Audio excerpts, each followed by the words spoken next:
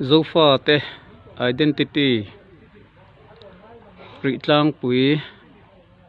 zaleng te min tlei tu Rihdil pui po kumtin khel lovin classic line anu thin kan ti to kha kumin hi classic analo em a amhuna chuan tun thleng hian vur po alat lalowa chuti chung chuan ri tui hi rin ai takin anu nasa a hetia thalaka video han en hi chuan mit mai hi chuan hriat thiam hara tin ni hian chim lama tangin ron chuna wangin atlet tlat boka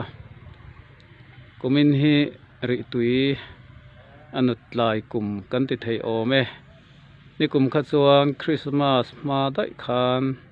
na sadeu khan anu tan to a ei kumin chu kum thar zo lama hian awang lai ani deuh chau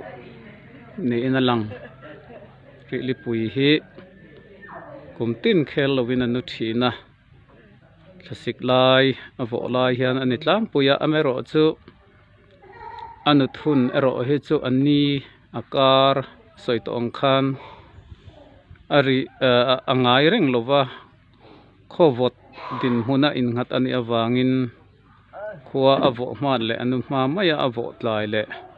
anu tlai maya te chuan classic khodur te aron chuaka boruak khuwa aron lum le hian tuinu to sa po hi zoi zoin a film le mai thin ani chumi film to ero chu a film lampan to ero chu February vurum po hi ron tla in en angpon ron vot el tiang ma se anu non to ngai lova anu chan hi thil mak tak pakhat chu atling ve ome